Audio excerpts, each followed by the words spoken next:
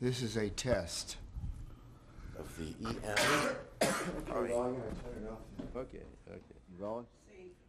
Okay, I will tell you how he affected other people too. But there will be stories and you can select whatever you wish. Where Mira is here? I'm here. Okay. Just only look at Adam when you're talking. Sure I will. It looks wonderful. No, Looks a great. he looks wonderful, Adam, I will tell you. Yeah. He is one of the handsomest architects and painters New York has. There you go. He looks just wonderful. You know, I told Jack. and his hair, your hairdo is first rate. There you go. Maybe we should switch. You know, I saved my life as a painter, so you are an architect and a painter, but I painted too. I saved my life, and I know a little about structure of faces because I painted portraits too all the time. Wow. Oh, we're all ready? All right. Well, Okay. we're going to bounce around a little bit. Or whatever you. Because we wanted to first start Uh-huh. with some things that we need in the film that are not there. Yeah. And then we're going to be a little bit more spontaneous and Oh, talk about wonderful, some of them. wonderful. Whatever. So we're going to start with some things that we really lack. And one of those is in the ghetto. Yes. The Vilna Jews were famous, of course, for creating a very civilized society among this horrific experience and developing organizations and schools and opera and whatever, theater. Theater and performances and music and compositions and. And what we wanted to talk specifically about was the schools in the ghetto, which we don't have anyone really talking about what that experience was like and whether you know anything about that. No, and teaching. Adam, I really don't know much. You know, I was in the ghetto all the time, worked very hard to survive and to have for my family the shine or the permit to exist. But I was so depressed in ghetto that I didn't participate in any of the theater performances and creative parts. I did not, because I was too pessimistic about the future. Too pessimistic and too depressed. I lost immediately my father on the day the ghetto was created, on September 6th. I was with a wife and a child. We were driven to the ghetto when the child was 6 months old. 6 months, and when we were expelled from the houses and apartments, we didn't know simply what to take with us. And we took a few things which in hindsight didn't make sense, only for the survival of the next day of the child, and left things which were needed and would bring more benefit to our lives for a longer few months. So my family again escaped. Father was killed on the day of creation of the ghetto. He was captured then and killed maybe a few days later. But then we hardly saved our mother, because she didn't have a husband, because to give her the permit to exist. And there were tragic circumstances where, to save her, my wife, my brother, for whom I helped to get a permit, took her as his wife. Could you believe it? Took my mother as his wife and his wife as his daughter. And so on, and then they escaped to Globoke because it looked like it was quieter there, and my in-laws, my brother's in-laws were there, and they sent a car and so on to pick them up. So I lost almost my entire family immediately. I remained with my wife and the 6-month-old child, and worked in a hard unit, Beutelager and so on, and I did not participate. I was too depressed, and I foresaw the future as if it were clear.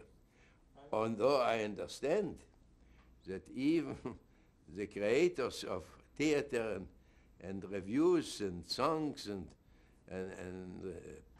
performances in the ghetto had all reason to be pessimistic for the sake of keeping up the spirit of a population in anguish and in peril, did magnificent, wonderful things to live the spirit even for the months and the 2 years of survival when they were alive.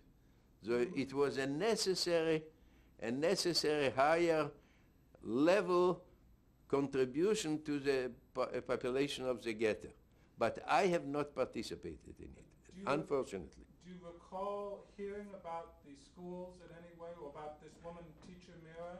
Oh, yeah, no. You see, Sutzkever is a personal friend, and Chaim Grade and Shmerke Kasherginsky, and what, you could hardly believe it, but the fact is that when we came to Paris together with Sutzkever, and Sutzkever stayed in the hotel which Siroja Deol ordered for Pera when she came ahead of time. Hotel de Passy, 10 Rue de Passy, in the 16th arrondissement, in a beautiful arrondissement, and Sutzkever lived there. And he wrote then his tremendous, huge poem, on Poland. And you couldn't believe it, but he gave me the manuscripts to read and to criticize and to improve and to suggest what to do. Poland and Yiddish Gas too. Now, for Poland it may be a little justified, because while he was in Vilna, and he and Grade and Kasherginsky hardly knew the Polish language.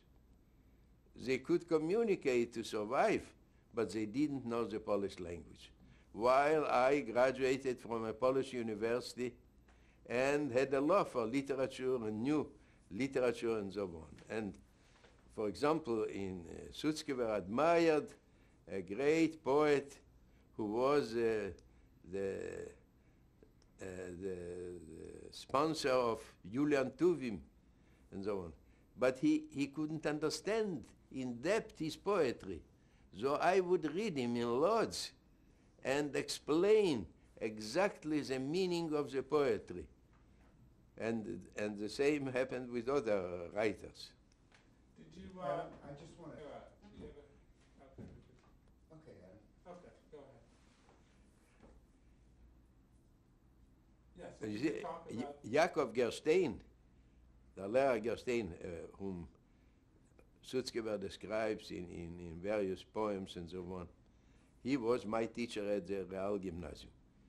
My father was a Yiddish lover and a supporter of schools, of Yiddish schools. He was a self-made manufacturer of candies, and he didn't get an education because he opened his own factory at the age of 14. His father was also a candy manufacturer, but he went his own way, opened at 14, and was extremely successful. But what he missed in education, he had a basic education till the age of 13, 14, but what he missed, he did a lot to support evening programs, folk universities, and the Yiddish schools. So I was a student in Real Gymnasium from the kindergarten. And there were two middle schools, Mefizia Schola and Fruchtschule for girls, whom he supported heavily. And twice a year, for example, he would disappear from in the morning with packs and packs of candies to go for the graduation ceremonies of these two middle schools. And in Real Gymnasium, again, I studied till grade 6. And I had superb teachers, Gerstein in the early grades. And later I had people as teachers, people who have names in literature and in schooling, Yiddish schooling. But at the age, in grade 6, in order, because of the persecution of Jews and the government not giving the real credentials to the Real Gymnasium, which was one of the best. Meishe Kulbach, the great poet, was a teacher of Yiddish. Zergili Gitsch was there, my teacher, and others. They didn't give credentials. So graduates of the Real Gymnasium couldn't go to the university, to a Polish university. So at that time, I changed to a certified school with all credentials, a private school of Speiser and Epstein. Do you see? To be able to go to the university. But my father was one of the first supporters of Ivo. I remember as a child, he took a wagon and a horse. You know, cars were not in great use. And we traveled together with a full wagon of books and to the Ivo, to give to the Ivo, and he supported it. What sort of things, what kind of books and papers did your father take? First of all, what he took was, as I said, from the time he opened his factory and was successful, he supported, you know, the Pinkes. These were documentary of Jewish life, even folks motifs, which Ansky collected. Ansky, the author of the D-Book.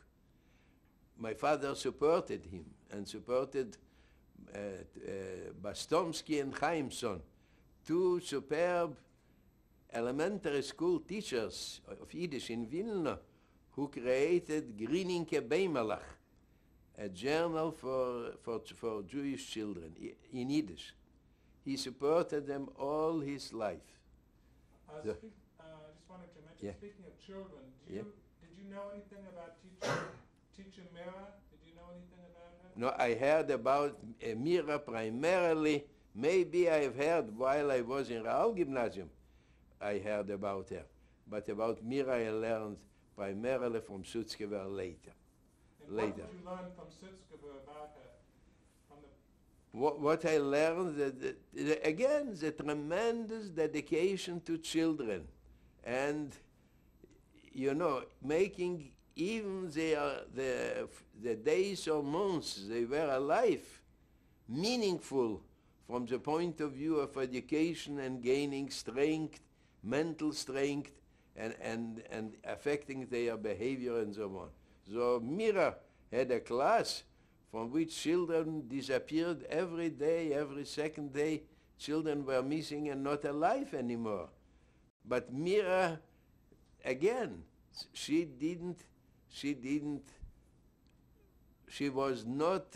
couldn't afford to be overwhelmed by the great tragedy and disaster, not to do what she was supposed to do as a teacher and so on.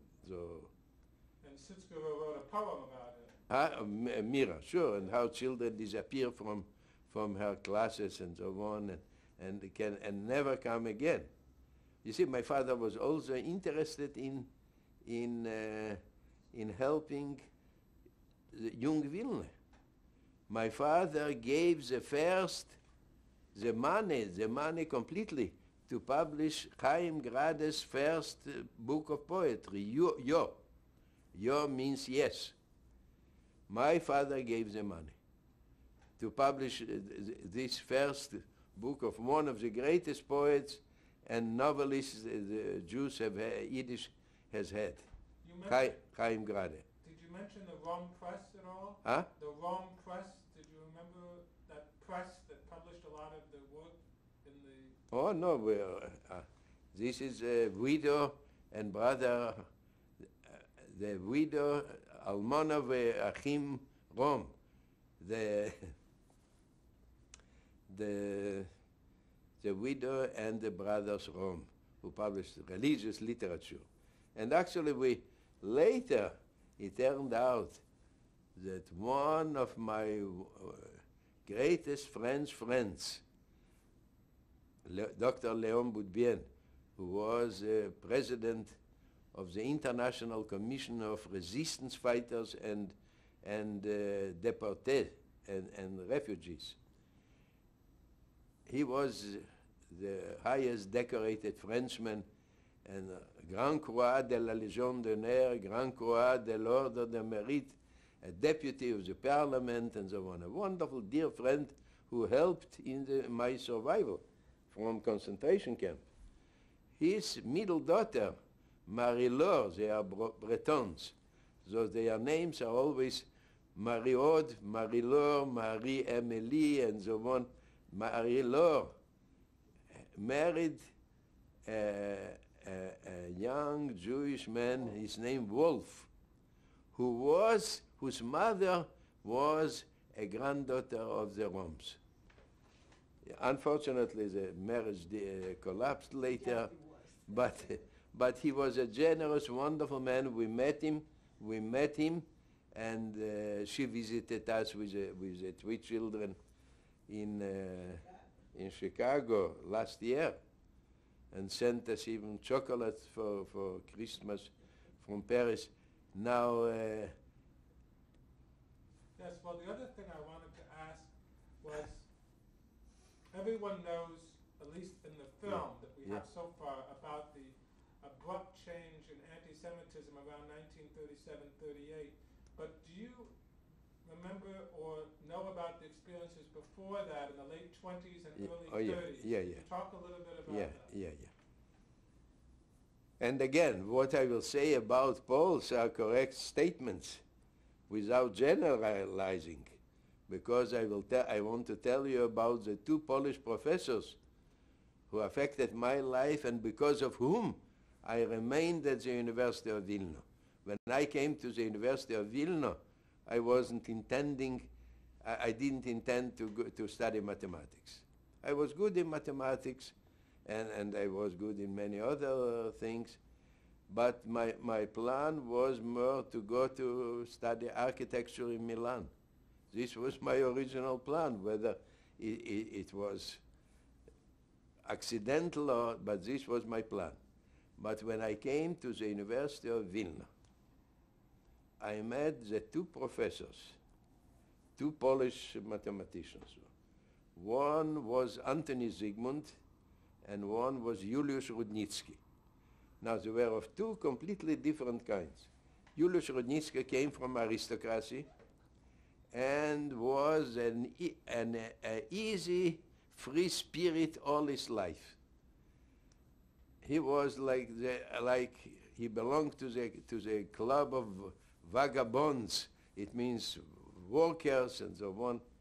Very absent-minded, but he received his doctorate in Paris from Jacques Adamar. Jacques Adamar was one of the great Jewish mathematicians who was a Jew.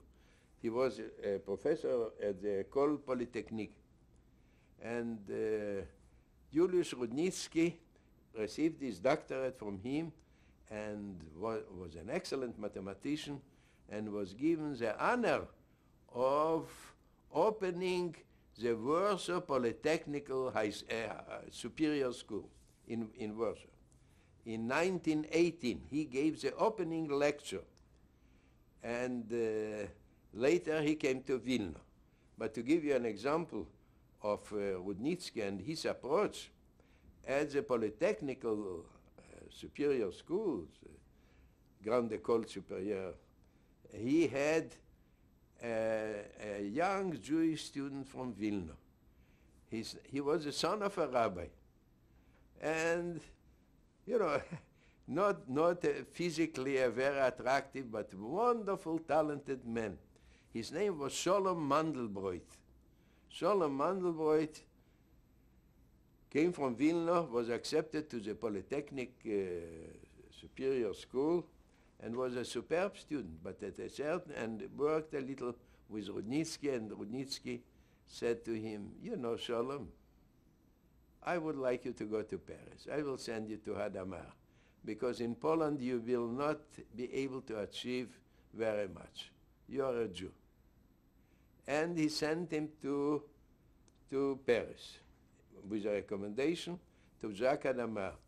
And Sholem Mandelbrot received his doctorate in mathematics from Jacques Hadamar, worked in fields similar to Zygmunt's, analysis, mathematical analysis, and achieved so much that he became professor of Collège de France, which is the highest position a mathematician can have. Jacques Hadamar didn't have it. He was professor of École Polytechnique, which is the Grande École, but Collège de France is above everything, like the Institute for Advanced Study in Princeton. Right. This was, and now the nephew of Sholem, I visited with Zygmunt wrote me when we were in Paris to meet with Sholem Mandelbrot, and I went a few times. We had a great time with him, and in his office there was the picture of his father with a white beard, the rabbi from Vilna. He wasn't a great rabbi probably, because I didn't hear about Mandelbrot in Vilna. But his nephew was Benoit Mandelbrot, who was a high-level researcher at IBM and created the entire field of fractals. Fractals, Benoit Mandelbrot. This is how he influenced Rudnitsky. I wanted to, you had mentioned these two professors that Yeah. were very helpful Yeah. to you. Yeah. Now, it sounds like they were the exception in most cases. They were the absolute exception, because they were two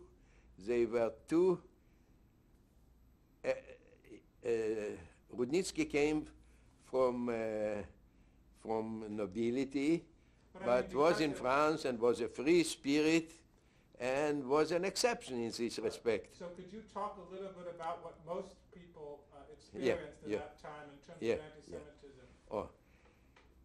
And this, you know, I came to the university in 1932. And in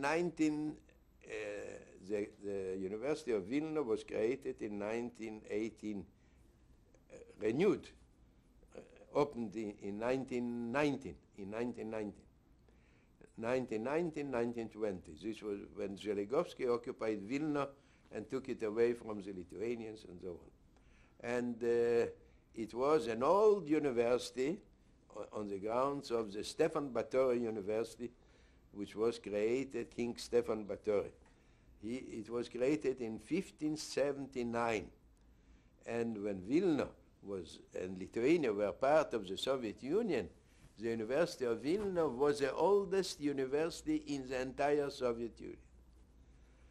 It was a graduate school, as the universities were. There were no bachelor's degree and colleges, because in the gymnasia, in the lycée, you obtained the maturum, which was like a bachelor's degree. And then you went to the university straight in the direction, or you wanted to work professionally. So it was mathematics. Now, there were trouble from when the Jews were singled out from among all nations. There were white Russians and Lithuanians and Ukrainians and some Germans in Vilna and at the university, but Jews were. The associations of students were called Association of Mutual Help. Związek Wzajemnej Pomocy Akademickiej. It means of mutual help in all respects. And in the statutes of the Jews, of the Jewish Association, there was an order, a point, that in the general association of students of the University of Vilna, the only students who couldn't belong were Jews. And it was in the statute. The Jews cannot belong to the general association of the academic Jews, mutual. Now the Jews had their own association, and it was small, but it grew, and it had some good people. The situation in Poland was that only in a few practical professions Jews could graduate and achieve some status, primarily in medicine and also in law. And again, they needed to get funding or marry well and so on to establish an office in medicine or and in law, to practice law. But in mathematics, in physics, Jews could not receive any position. There was, for example, a superb mathematical logician, Alfred Tarski. His original name was Alfred Teitelbaum. He graduated together in the same year from Warsaw University with Anthony Zygmunt. But to obtain a position as an assistant and docent later and so on, he converted, to become Alfred Tarski. Alfred Tarski remained alive, and he was a professor at Berkeley. And there he created really the Berkeley Institute of Mathematical Logic. He was a brilliant mathematician, a mathematical logician, but couldn't. Well, it's a good time to change tape, actually, so. I apologize. Is it of some interest, Mira? Huh?